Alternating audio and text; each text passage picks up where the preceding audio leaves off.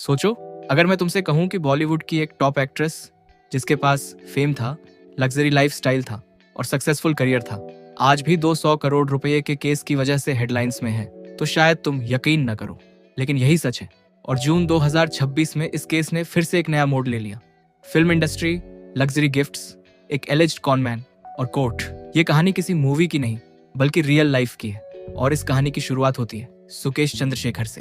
Investigators के मुताबिक सुकेश पर आरोप है कि उसने जेल के अंदर से भी लोगों को फोन करके अपने आप को सीनियर गवर्नमेंट ऑफिशियल बताया और एक बड़े एक्सटॉर्शन रैकेट को अंजाम दिया। ईडी का आरोप है कि इसी एलिज्ड रैकेट से 200 करोड़ रुपए से ज्यादा का पैसा जनरेट हुआ। सुकेश ने इन आरोपों से इनकार किया है, लेकिन जैकलीन का नाम इस कहानी में कैसे आया? ईडी का कहना है कि जैकलीन और सुकेश के बीच रेगुलर कांटेक्ट था और एक्ट्रेस को लग्जरी गिफ्ट्स मिले।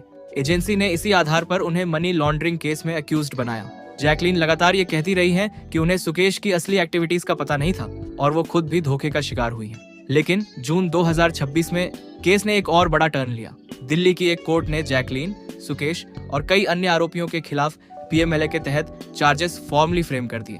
ध्यान रहे, चार्जेस फ्रेम होने का मतलब कन्विक्शन नहीं होता। इसका मतलब सिर्फ इतना होता है कि कोर्ट को ट्रायल शुरू करने के लिए प्राइमा फेसी मटेरियल मिला है। अब असली फैसला ट्रायल के बाद ही होगा। लेकिन कहानी यहीं खत्म नहीं होती।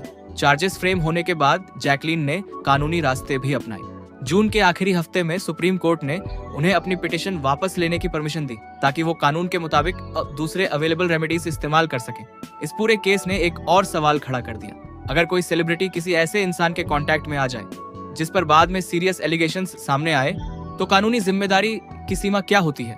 इसी सवाल का जवाब अब कोर्ट प्रोसेस के दौरान सामने आएगा। एक तरफ ईडी अपने एलिगेशंस पर कायम है, दूसरी तरफ जैकलीन ने हर स्टेज पर अपनी इनोसेंस का स्टैंड लिया है और ट्रायल में अपना पक्ष रखने की बात कही है। इसलिए इस केस को सिर्फ सोशल मीडिया की हेडलाइंस देखकर समझना मुश्किल है। असली तस्वीर कोर्ट में एविडेंस और ट्रायल के दौरान ही सामने आएगी। और शायद इसीलिए ये बॉलीवुड के रिसेंट ईयर्स के सबसे ज्यादा डिस्कस होने वाले लीगल केसेस में से एक बन चुका है। अब देखना ये होगा कि ट्रायल के दौरान कौन से नए फैक्ट्स सामने आते हैं और कोर्ट का फाइनल फैसला क्या होता है। और अब कमेंट करके बताओ, तुम्हारे हिसाब से हाई प्रोफाइल लीगल केसेस में लोगों को सिर्फ हेडलाइंस देखकर ओपिनियन बनाना चाहिए या फाइनल कोर्ट वर्डिक्ट का इंतजार करना चाहिए?